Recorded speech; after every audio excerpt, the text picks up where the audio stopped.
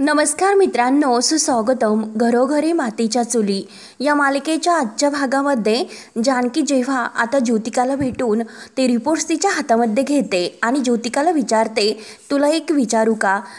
ज्योतिका म्हणत असते की हो, तुम्ही तर मला पैसे देतात, मग तुम्हाला हवं आहे ते विचारा. तेव्हा आता जानकी विचारते की हे बघ, ज्या माणसाचं बाळ तुझ्या पोटामध्ये आहे आणि तर तो माणूस पुन्हा आला आणि तर त्याने पुन्हा ते बाळ मागितले तर तू तेव्हा काय करशील? त्यावर आता ज्योतिका म्हणते की हे तर शक्य नाही. तेव्हा आता जानकी म्हणते की का शक्य नाही आणि तुला हे सर्व कसं माहिती? तू काय इतकं सहजपणे म्हणते? तेव्हा ज्योतिका थोडीशी घाबरते आणि जानकीला म्हणते की हे बघा, कारण मी त्याला ओळखते, तो परत नाही येऊ शकत. तेव्हा आता जानकी सुद्धा काही कमी नसते. जानकी तिच्यापेक्षा आता शेरा सव्वा शेर असते. जानकी म्हणते की हे बघ, जर तू त्याला ओळखले असते तर आज ही वेळ तुझ्यावर आलीच नसती. मी तुला ज्या प्रश्नाचे उत्तर विचारते त्याच प्रश्नाची फक्त तू उत्तर दे, कारण उद्या जर तो परत आला आणि त्याने जर तुझ्या सगट त्या बाळाला स्वीकारले तर तेव्हा तू काय करशील? तू त्याच्याकडे परत जाशील की शर्वरी वंशला तुझं बाळ देशील? तेव्हा आता ज्योतिका तर अगदी घाबरल्यासारखं करते आणि म्हणते की हे बघा, जर तर ह्या गोष्टीसाठी माझ्याकडे वेळ नाही, मी तुम्हाला रिपोर्ट्स दिलेले आहे आणि माझे काम आता पूर्ण झाले, त्यामुळे मी निघते. तेव्हा आता जानकी तिला थांब म्हणत असते, परंतु ज्योतिका न ऐकता तेथून जायला निघते आणि तेवढ्यात ज्योतिका समोर जातच असते तर तिच्या समोरून आता ऋषिकेश पोलिसांचा वेश घेऊन इन्स्पेक्टर बनून आता समोर येतो. ऋषिकेश तिला जोरात ओरडतो की थांबा. तेव्हा पोलीस म्हणून आता ज्योतिका तर खूपच घाबरते. परत ती जायला निघते तेव्हा जानकी आता तिला अगदी धरते. तेव्हा आता जानकी मुद्दाम ऋषिकेशला म्हणते की इन्स्पेक्टर साहेब, अहो बरे झाला तुम्ही वेळेत आला, कारण आता ज्योतिकाकडून त्यांना सत्य वधून घ्यायचे असते, त्यासाठी जानकी आणि ऋषिकेश यांचा हा डाव असतो. तेव्हा आता ऋषिकेश म्हणतो की हे बघा, विचारपूस काही अजून संपलेली नाही, त्यामुळे मी तुम्हाला जे जे प्रश्न विचारतो त्या प्रश्नांची नीट आणि व्यवस्थित तुम्ही उत्तर द्यायची. त्यानंतर आता इकडे चोरवटीच्या कार्यक्रमासाठी मालती, शर्वरी आणि विक्रांत अगदी तयार होऊन रणदिव्यांच्या घरी येतात. सुमित्रा आता त्यांचं छान प्रकारे औक्षण करते आणि दृष्ट वगैरे जे काही आहे भाकर तुकडा त्यांच्यावर ओवाळून टाकते. त्यांचे पाय वगैरे धुवून त्यांना आतमध्ये बोलावते. या मालतीताई, अहो जावई बाप्पू या ना. तेव्हा आता शर्वरी खूप छान दिसत असते तर सुमित्रा अगदी खुश होऊन म्हणते की अगं बाई, माझी दृष्ट लागायला नको ग. तेव्हा आता सर्वजण खूप छान हसतात. आता आजी, ऐश्वर्या, सारंग आणि हे सर्वजण तेथे असतात. सुमित्रा म्हणते की अगं शरू, खूपच छान दिसते ग साडी. तर मालती म्हणते, अहो ही फक्त साडी नाही तर आईची माया सुद्धा आहे, आणि हे बघा आता जेव्हा ही आई होईल तेव्हा तिला कळेलच. आता शर्वरी लगेच खुशून म्हणते की आईची माया फक्त आईच करते असे नाही, अगं आई हे बघ ना, आमच्या आईंनी सुद्धा मला बांगड्या दिल्यात. तेव्हा आता सुमित्रा बांगड्या बघून इतकी खुश होते. सुमित्रा म्हणते की अरे वा, किती छान आहे. तर शर्वरी आजीला म्हणते की बघ ना आजी. आजी सुद्धा म्हणते की वा वा. ऐश्वर्या सुद्धा आता तोंडापुरते म्हणते की खरंच किती सुंदर आहे, छान. तेव्हा शर्वरी आता खुश होते. मित्रा म्हणते की हो, खूपच छान आहे. तर मालती म्हणते की अहो तुमची मुलगीच इतकी सुंदर आहे, त्यामुळे हे बघा आमचं होणारं बाळ सुद्धा तितकं सुंदर असेल. तेव्हा आता लगेच विक्रांत तर अगदी खुश होतो आणि शर्वरी विक्रांतकडे बघून अगदी खुश होऊन हसते. तेव्हा लगेच आता सारंग म्हणतो की हो ना काकू, बाळ तर नक्कीच छानच होणार हो. आमचे दाजी काही कमी देखणे आहेत का? किती छान स्माइल आहे, काय ग ताई? एवढ्यात आता मालती विचारते की जानकी आणि ऋषिकेश येथे दिसत नाही, कुठे गेलेत? ऐश्वर्या म्हणते की हो येतीलच ते, त्यांच्याशिवाय काही आमच्या घरातील पान तर हलतच नाही, त्यामुळे तुम्ही बसून घ्या आणि मालती काकू तुम्ही माझ्या सोबत चला, आपण छान असे गप्पा मारूयात. आणि मालतीच्या हातातील बॅग्स वगैरे आहे तर त्या आता गुलाबदारांच्या हातात देते आणि मालतीला मुद्दाम आता ती डायरी आहे तर त्यातील जे काही ज्योतिकाचं जे नोटबुक केलेलं आहे तर ती दाखवण्यासाठी मुद्दाम आता मालतीसमोर हे सत्य येण्यासाठी ती वर घेऊन जात असते, गप्पा मारण्याचं नाटक करून. आता सर्वजण बसतात तर सुमित्रा म्हणते की मी सगळ्यांसाठी चहा घेऊन येते. सर्वजण छान आता गप्पा मारायला बसतात, परंतु ऐश्वर्या तिचा डाव साधण्यासाठी मालतीला बरोबर वर घेऊन जाते. तेव्हा आता सर्वजण गप्पा करत असताना सारंग शरूला म्हणतो की ताई हे बघ, अगं मी प्रॅक्टिस सुद्धा सुरू केली. शर्वरी विचारते की अरे कसली रे? तेव्हा आता सारंग म्हणतो की अहो म्हणजे दाजी हे बघा, कसली काय सांगा बरं तुम्हीला. हे बघ आता तर तुझ्या चोरोटीचा कार्यक्रम आहे आणि लवकरच तुझं डोहाळे जेवण सुद्धा येईल. त्यावेळेस मी आणि ऐश्वर्या आम्ही दोघे मिळून डान्स करणार आहोत आणि आम्ही कोणता डान्स करणार आहे ती कोणीतरी येणार ग, येणार ग. तेव्हा आता शर्वरी खूप छान होऊन हसते. सारंग पुढे म्हणतो की अगं आई तू होणार तेव्हा आता शर्वरी म्हणते की अरे तो नकोय. सारंगचा तो आनंद बघून आता विक्रांत खुश होऊन म्हणतो की हो नाना बघा मामा तर खूपच जमत आहे. नाना म्हणतात की हो मग तर. सारंग म्हणतो की असणारच ना हो दाजी, कारण इतक्या वर्षानंतर या घरामध्ये दुडू कोणीतरी धावत येणार आहे आणि अख्खं घर त्याच्या मागे धावणार आहे. तर मला तर खरंच खूप आनंद झालेला आहे. तेव्हा आता शर्वरीचा चेहरा थोडासा पडतो. तेव्हा ती विचारत पडते की जानकी बहिणी अजून का आली नसेल, कुठे राहिली असेल ती. त्यानंतर आता ऐश्वर्या मालतीला रूम मध्ये घेऊन येते. मुद्दाम ती जानकी आणि ऋषिकेशच्या रूम मध्ये आणते आणि तेथे टेबलवर जी डायरी ठेवलेली आहे बरोबर तेथेच बसवते. तुम्ही इथे बसा, मी तुमच्यासाठी एसी वगैरे लावते. तर मालती म्हणते की नको, एसीने माझ्या टाचा वगैरे दुखतात. तेव्हा आता ऐश्वर्या म्हणते की बरं ठीक आहे, तुम्ही अगदी आरामात बसा आणि तुमचीच बेडरूम आहे असं समजा. तेव्हा आता मालती विचारते की काय ग ऐश्वर्या, ही खोली कोणाची आहे. ऐश्वर्या म्हणते की अहो कोणाची असणार, तुमच्या लाडक्या सुनेच्या वहिनीची म्हणजे जानकीची ही बेडरूम आहे. तर तेव्हा आता मालती लगेच उठते आणि ऐश्वर्याला म्हणते की अगं तुम्हाला अगोदरच सांगायचं होतं, कारण ती या खोलीमध्ये नाही, ती सुद्धा येथे नाही, मग तिच्या रूम मध्ये असं येणं हे बरोबर नाही दिसत. तेव्हा आता हे ऐकून ऐश्वर्या म्हणते की वा अहो मालती काकू वा, खरंच तुम्ही किती मॉडर्न आणि समजूतदार विचाराच्या आहात हो. म्हणजे हेच बघा अहो तुम्ही समोरच्याचा किती विचार करतात. आणि आमच्या जानकी बहिणी सुद्धा अगदी अशाच आहेत हो. आणि त्यांनी मला सांगितले की जेव्हा ऐश्वर्या मालती काकू येतील स्पेशली तू माझ्या रूममध्ये त्यांना बसव. आता मुद्दाम ऐश्वर्या हे सर्व खोटं सांगत असते. तेव्हा आता मालती तर बिचारी खुश होते. त्यांचा छान पाहुणचार मला करण्यासाठी सांगितला, त्यांना व्यवस्थित काय हवं काय नको हे कडे लक्ष दे. म्हणजे हे बघा माझ्या थोरल्या जाऊबाई आहे ना, मला हे सर्व सांगितले, मग मला त्यांची आज्ञा तर पाळावी लागेलच हो. त्यामुळे हे बघा तुम्ही काही काळजी करू नका, अगदी निश्चिंत बसा. तर मालती म्हणते की बरं मग ठीक आहे. तर मालती पुन्हा आता बेडवर बसते. मालती आता खुश होऊन म्हणते की खरंच तुम्ही रणदिवे आहात ना सगळे, खरंच खूप गोड आहात, सर्वांची खरंच किती काळजी घेतात. तेव्हा आता ऐश्वर्या म्हणते की अहो आम्ही तर काळजी घेणारच, हे बघा तुमची घेणार, शरूताईंची घेणार, तेव्हाच तर घरामध्ये खूप असा आनंद येणार ना. बरोबर आता ती उद्देशून टोमणा मारत हे सर्व म्हणत असते, कारण या घरामध्ये तिला तर आता शर्वरीचं जे काही सत्य दडलेलं आहे तर त्याचा धमाका करायचा असतो.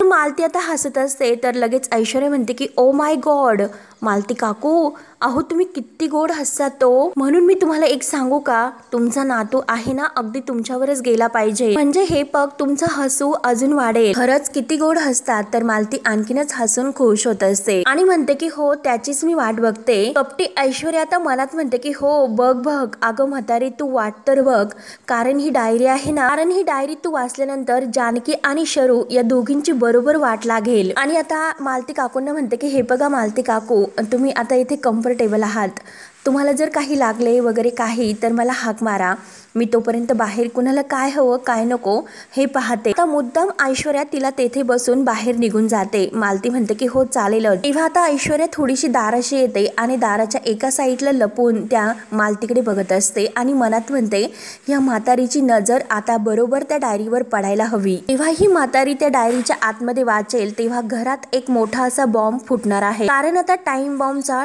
टाइम हा सुरू झालेला आहे. बरोबर आता ऐश्वर्याने निशाणा लावलेला असतो. त्यानंतर आता मालती तर बेडवर बसलेली असते. ऐश्वर्या खाली निघून जाते. त्यानंतर आता इकडे जानकी आणि ऋषिकेशने ज्योतिकाला अडवलेलं असतं. बरोबर आता इन्स्पेक्टर साहेबांचा धाक दाखवून ऋषिकेश आता ज्योतिकाकडून सर्व काही सत्य वधून घेण्याचा प्रयत्न करत असतो. ज्योतिका तर आता खूप घाबरते. हे बघा मी काही केलेले नाही, माझ्यावर विश्वास ठेवा आणि प्लीज मला सोडून द्या.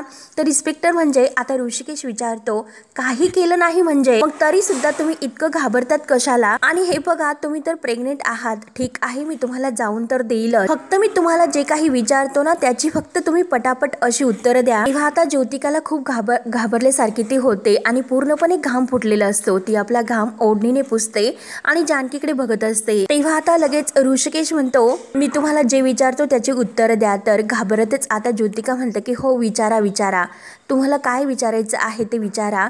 तर ऋषिकेश म्हणतो की हे बघा आत्ताच आम्हाला विनायकचा फोन आला होता. तेव्हा ज्योतिका ज्योतिका विचारते की कोण विनायक, तेव्हा ऋषिकेश म्हणतो की कोण विनायक, आणि तुम्ही तर प्रेग्नेंट आहात ना. अहो, ज्याचं मूल तुमच्या पोटामध्ये आहे त्याला सुद्धा तुम्ही ओळखत नाही. तेव्हा आता ज्योतिकाला विनायक तर माहितीच नसतो, कारण तिच्या पोटात कुणाचं बाळच नसते. ती फक्त आता ऐश्वर्याचं सांगून हे सर्व पैसे घेण्यासाठी नाटक करत असते.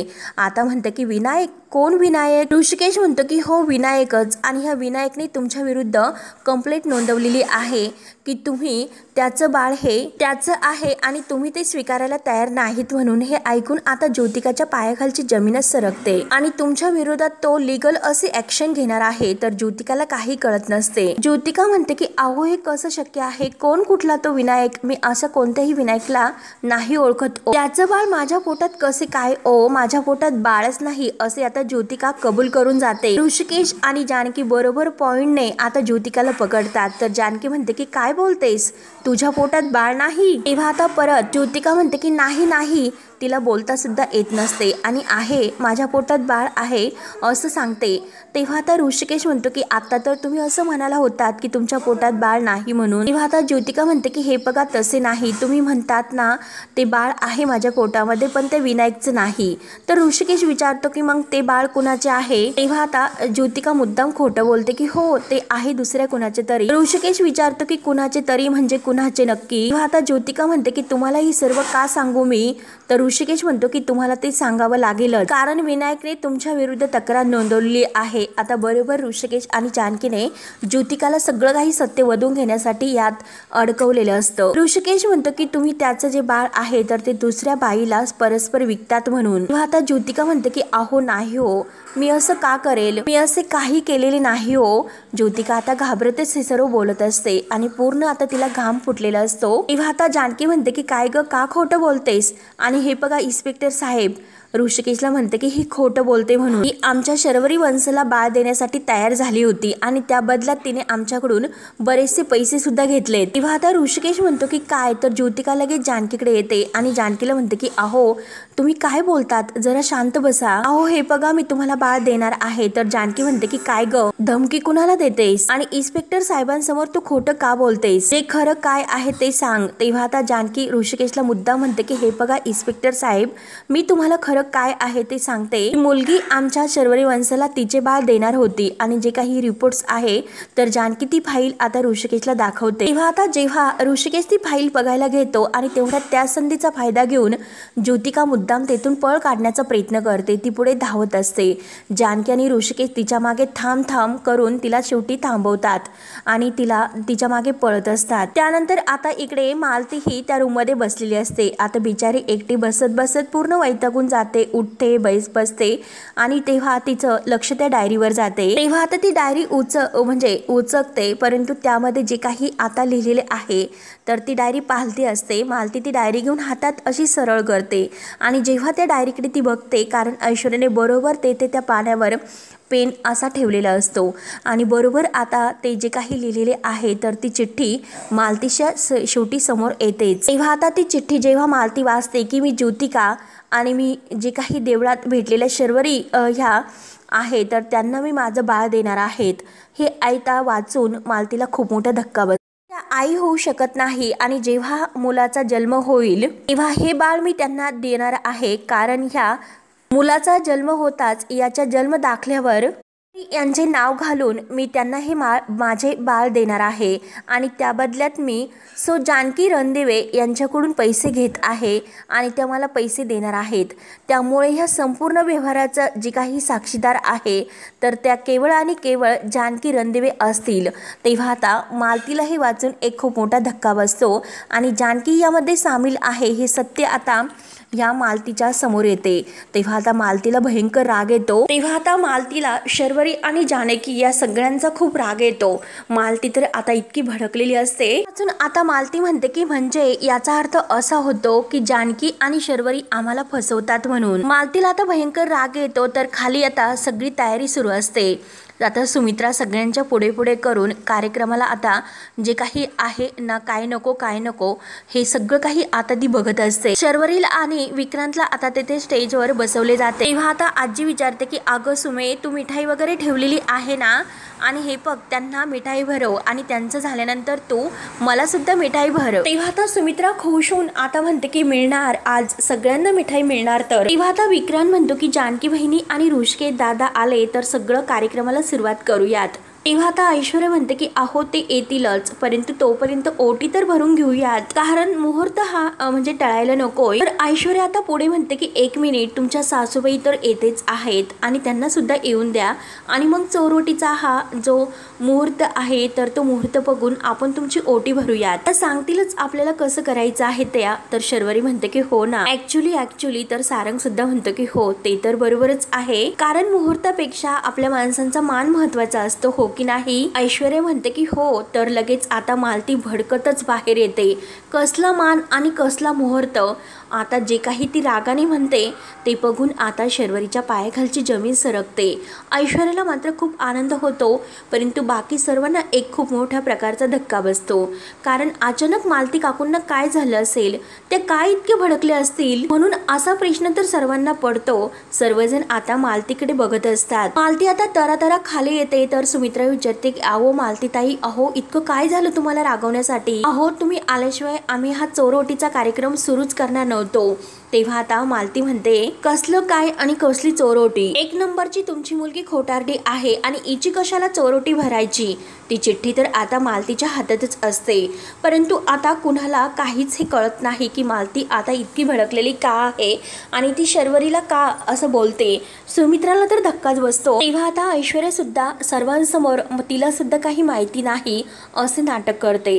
तेव्हा आता नाना म्हणतात की अहो मालती ताई, तुम्ही असं का करतात, नक्की झाले तरी काय। तेव्हा ती चिठ्ठी मालती दाखवते, हे वाचा आणि बघा यात काय लिहिलेले आहे ते। तेव्हा आताची चिठ्ठी बघून शर्वरीला तर धक्काच बसतो, तिच्या पायाखालची जमीनच सरकते। तेव्हा आता मालती म्हणते की तुमच्या शर्वरीने सगळ्यांच्या पायाला पानं पुसली, तुमच्या या मुलीने आपल्या सगळ्यांना मूर्ख बनवलं आणि आपण सगळे भोळसट मूर्खासारखा आपण या मुलीवर विश्वास ठेवला। तेव्हा आता शर्वरी रडायला सुरुवात करते। विक्रांतला सुद्धा आतापर्यंत काहीच कळत नसतं की नक्की आई हे काय बोलते ते। त्यावर तर मालती रागाने भडकतच शर्वरी जवळ येते आणि शर्वरीला विचारते की काय ग शर्वरी, अगं काय हे, बोल ना काय खरं आहे ते। शर्वरी आता खूप घाबरते आणि तिच्या डोळ्यातून खळखळ अश्रू वाहतात। त्यावर आता आजी म्हणते की अहो मालती ताई थांबा, गरोदर बाईवर इतकं चिडायचं नसतं हो, त्यामुळे बाळावर परिणाम होत असतो। तेव्हा आता मालती म्हणते की हो का, अहो तुमची मुलगी गरोदर, अहो तुमची मुलगी अगोदर गरोदर आहे की नाही हे तर तपासा। तेव्हा आता शर्वरी हे ऐकल्यानंतर धक्क्यानेच खाली बसते, परंतु ऐश्वर्याला मनातून तर इतका आनंद होत असतो, कारण जो धमाका तिला करायचा असतो शेवटी तिने तो केलेला असतो, परंतु तिला सुद्धा माहिती नाही की आता त्या धमाक्यात तिचा सुद्धा मोठा धमाका होणार असतो, कारण या सगळ्या मागे ती तर खरी सूत्रधार असते आणि आता ज्योतिका आल्यानंतर तिचा कसा पर्दाफाश होतो। तेव्हा आता सारंग विचारतो की काय काय बोलतात। मालती म्हणते की हो मी सांगते ना तुम्हाला, आणि अगदी मोठ्या आवाजात म्हणते की शर्वरी गरोदर नाही। आता हे ऐकल्यानंतर सर्वांच्या पायाखालची जमीन सरकते, सर्वजण धक्क्याने शर्वरीकडे बघायला सुरुवात करतात। तुमची मुलगी गरोदर नाही, माझी सून गरोदर नाही, असे स्पष्ट शब्दात मालती आता सांगत असते। तेव्हा आता शर्वरी तर खूप रडत असते, तर विक्रांतचा अजून सुद्धा विश्वास नसतो। विक्रांत म्हणतो की आई अगं तू काय बोलतेस, कोण तुला म्हटले की ते शर्वरी प्रेग्नेंट नाही म्हणून। तेव्हा आता मालती तिच्या हातातील चिठ्ठी दाखवते आणि ह्या चिठ्ठीने असे म्हणते आणि बरं झालं की मी जानकीच्या रूममध्ये बसले होते तर, म्हणून तेथे मला ही चिठ्ठी सापडली, नाहीतर त्यांनी मला काही सांगितलेच नसते। आणि हे बघा सुमित्रा ताई, यामध्ये तुमची जानकी सुद्धा सामील आहे। तर आता जानकीचं नाव घेतल्यानंतर सर्वांना आणखीनच धक्का बसतो। शर्वरी मात्र रडत असते, तर मालती विचारते की सांग ना शरू, अगं काय खरं आहे ते सांग, अगं बोल ना, आता का तुझी दातखिळी बसली, काय खरं आहे ते सांग ना। आता नानांना भलताच राग येतो, शर्वरी रडत आता खाली मान घालून बसलेली असते, ती मालतीला काही एक उत्तर द्यायला तयार नसते, पण तरी सुद्धा सुमित्राला आता म्हणजे विश्वास बसत नसतो। सुमित्रा म्हणते की हे सर्व खोटं आहे, अगं शरू तू सांग ना एकदा ह्या काय म्हणतात, मालतीताई काय म्हणतात, बोल ना एकदा तरी, काय खरं आणि काय खोटं ते, आणि ह्या पत्रामध्ये काय असं लिहिलेलं आहे बरं। तेव्हा आता सारंग सुद्धा विचारतो की ताई अगं सांग ना। तर शर्वरी रडत खाली मान तिने घातलेली असते। तेव्हा आता मालती लगेच म्हणते की मी सांगते तुम्हाला की या चिठ्ठीमध्ये काय लिहिले ते, आणि सांगायला सुरुवात करते की यांनी कोण ज्योतिका नावाची बाई आहे तर तिच्याबरोबर सौदा केलेला आहे, ही बाई प्रेग्नेंट आहे आणि ह्या काय करणार होत्या तर तिला पैसे देऊन तिचं बाळ विकत घेणार होत्या। तेव्हा आता हे ऐकल्यानंतर आता सर्वांना आणखीनच धक्का बसतो आणि आपल्याशी खोटं वागून ते नातवंड आपलं आहे म्हणून त्या दाखवणार होत्या। तेव्हा आता हे सगळं ऐकून सर्वांच्या पायाखालची जमीनच सरकते आणि त्यापुढे आता मालती म्हणते की या सगळ्यासाठी तुमची जानकी तिला पैसे देणार होती। आता ऐश्वर्याला तर खूप हसू येत असते, तिला आनंद होत असतो की जानकीवर हे सगळे उलटले म्हणून। तेव्हा आता जानकी असं का करत असेल याचा सर्वांना आता एक खूप मोठा प्रश्न पडतो। त्यानंतर आता इकडे ज्योतिका तर पळत असते, जानकी तिच्या मागे पळत असते तर ऋषिकेश आता लगेच पुढून तिला आडवा होतो आणि ज्योतिकाला शेवटी तो अडवतो। जानकी रागाने तिचा आता हात धरते आणि ज्योतिका म्हणते की मला सोडून द्या, नाहीतर मी तुम्हाला माझं बाळ देणार नाही। तेव्हा आता जानकी म्हणते की नकोय आम्हाला तुझं बाळ, मला एक गोष्ट सांग की जर तुझ्या त्या प्रियकराने तुझं बाळ तुला परत मागितले तर तेव्हा तू काय करशील बरं? आणि जर तो तुला म्हणाला की तुला म्हणजे की आमच्या प्रेमाची जी खून आहे तर ती मला परत दे म्हणून, तेव्हा आता ज्योतिका म्हणून जाते की अहो कोण कुठला कुणाचा प्रियकर? तेव्हा आता ऋषिकेश म्हणतो की प्रियकर तुझा तो प्रियकर विनायक, तो तुझ्या पोटातील बाळ तुला मागतोय आता। तेव्हा जानकी सुद्धा मुद्दाम तिच्याकडून सत्य वधून घेण्यासाठी खोटं बोलते की तुझा तो प्रियकर विनायक, मग कुणाला तू बाळ देशील? तुझ्या त्या प्रियकर विनायकला की शर्वरी वंशला? सांग ना कुणाला देशील, विनायकला की शर्वरी वंशला? आता जानकी तो एकदा नाही दोनदा तिला हा प्रश्न विचारते। तेव्हा आता ज्योतिका खूपच अगदी भयंकर ओरडते आणि रडतच म्हणते की बास आता, कोण कुठला विनायक? मी कोणत्याही विनायकला नाही ओळखत, कारण त्याचं बाळ माझ्या पोटात कसं येईल? कारण हे रिपोर्ट्स खोटे आहेत आणि मी प्रेग्नेंट नाही म्हणून। आता हे बोलून गेल्यानंतर तिच्या लक्षात येते की आपण काय बोललो ते आणि शेवटी सत्य काय आहे तर ती आता कबूल करते। तेव्हा आता हे ऐकल्यानंतर जानकी धक्क्याने तिच्याकडे बघत असते आणि म्हणते काय ज्योतिका तू प्रेग्नेंट नाही तर बोल बोल म्हणून आता खूप ओरडते। तर ज्योतिका आता ओरडत म्हणते की हो हो हो मी नाही प्रेग्नेंट। तेव्हा आता जानकीला खूप असा धक्का बसतो, जानकी आता रडतच म्हणते की तू प्रेग्नेंट नाही आणि हे बघा ऋषिकेश अगोदर पासून मला हिच्यावर संशय तर होता, मला वाटले होते की नक्की काहीतरी गडबड आहे म्हणून। आणि आता जानकी ज्योतिकाला विचारते की का ग ज्योतिका तू का असं केलंस, का खोटं वागली आणि का असं खोटं वागून आमच्या भावनांशी तुला खेळावंसं वाटलं? अगं ज्योतिका तुला कळते का तू केवढी मोठी चूक केलेली आहे म्हणून? आता ज्योतिका खूप रडत असते आणि हात जोडून म्हणते की मी तुमच्या समोर हात जोडते, खरंच यामध्ये माझी काहीही चूक नाही, मी तुमच्या समोर हात जोडून रिक्वेस्ट करते की प्लीज मला पोलिसांच्या ताब्यामध्ये देऊ नका। तेव्हा आता जानकी तर खूपच भडकलेली असते, जानकी म्हणते की हे बघ जशी तू खोटी आहे, तुझे रिपोर्ट्स खोटे आहेत, तसे हे पोलीस सुद्धा खोटे आहे, माझे मिस्टर आहे ऋषिकेश रणदिवे। तेव्हा ऋषिकेश म्हणतो की हो तुझ्या तोंडातून हे सगळं कबूल करण्यासाठी हे नाटक शेवटी आम्हाला करावे लागले, त्यामुळे आता जी काही पुढची कबुली आहे तर ती तू सगळ्यांच्या समोर दे। आणि ऋषिकेश जानकीला म्हणतो की चल तू हिला घेऊन चल। तर जानकी आता ज्योतिकाला धरते आणि तिला आता शेवटी रणदिव्यांच्या घरी ते घेऊन येणार असतात। ज्योतिका तर आता खूप रडत असते कारण तिच्या सत्याचा बॉम्ब तर फुटलेला असतो। त्यानंतर आता इकडे मालती तर शर्वरीला खूप काही बोलत असते आणि जानकीमुळे आता या घराला सुद्धा मालती म्हणते की नाव मोठं आणि लक्षण खोटं, इतकं मोठं नाव रणदिवे आणि इतकं मोठं घराणं, मला तर वाटलं होतं की तुमच्या मुलीवर सुद्धा संस्कार झाले असतील परंतु संस्कार मात्र तुमच्या मुलीवर कमी पडलेत। आता शर्वरीच्या चुकीमुळे आई आणि नानांना ही सर्व काही ऐकून घ्यावे लागते। आता विक्रांत सुद्धा रागाने शर्वरीकडे बघत असतो, मालती आता काही बोलायची बंदच नसते, एका म्हणजे खोट्याने आपल्या दोन्ही घराण्याच्या तोंडाला ह्या मुलीने काळं फासलं। अगं इतकं मोठं खोटं, मला तर फसवलेस परंतु स्वतःच्या नवऱ्याला सुद्धा तू शर्वरी फसवलेस आणि तुम्हाला सगळ्यांना सुद्धा इने फसवले। आणि मालती आता शर्वरीला विचारते की बोल ना शर्वरी, अगं तू का सगळ्यांना इतक्यांना फसवलंस आणि आता का गप्प बसलीस, का उत्तर देत नाही? अगं कधी तर तुम्हाला सासू म्हणून मानलं नाहीच परंतु हक्काच्या नवऱ्याबरोबर, आई बरोबर, स्वतःच्या भावंडाबरोबर, बाबांबरोबर इतकं मोठं खोटं तू बोललीस आणि हे सर्व खोटं बोलताना तुझी जीभ का झडली नसेल? विक्रांत आता रडतच शर्वरीला विचारतो की शरू हे सर्व खरं तर नाही ना? ऐश्वर्याला इतकं हसू येत असते, विक्रांत आता इतका भयंकर चिडतो, बोल ना शरू पटकन। तेव्हा आता शर्वरी रडतच म्हणते हो हे सगळं खरं आहे। सर्वांना हे ऐकून आता धक्काच बसतो। तर मित्रांनो हा भाग येथे संपतो। पुढील भागामध्ये मालती आता स्पष्ट शब्दात आता सगळ्यांना सांगते की आता शर्वरीला या घरामध्ये म्हणजे आमच्या घरात जागा नाही। आता विक्रांत खूप रडत असतो तर मालती त्याला म्हणत असते की विक्रांत घरी चल। तेव्हा आता शर्वरी सगळ्यांसमोर हात जोडून माफी मागत असते आणि तेवढ्यात आता जानकी दाराशी येते आणि थांबा असं म्हणते। तेव्हा आता ज्योतिकाला आता जानकी सगळ्यांच्या समोर आणून खाली पाडून देते। तर सुमित्रा विचारते की हा सगळा काय प्रकार आहे जानकी। तेव्हा आता जानकी म्हणते की हिने आपल्याला फसवले आणि हे कुणाच्या सांगण्यावरून केले हे आत्ताच आपल्याला कळेल। तेव्हा आता ऐश्वर्या तर ज्योतिकाला बघून आता खूप घाबरते। तेव्हा मित्रांनो, पुढे काय काय होतं हे पाहण्यासाठी आपल्या चॅनलला नक्की सबस्क्राईब करत राहा। धन्यवाद।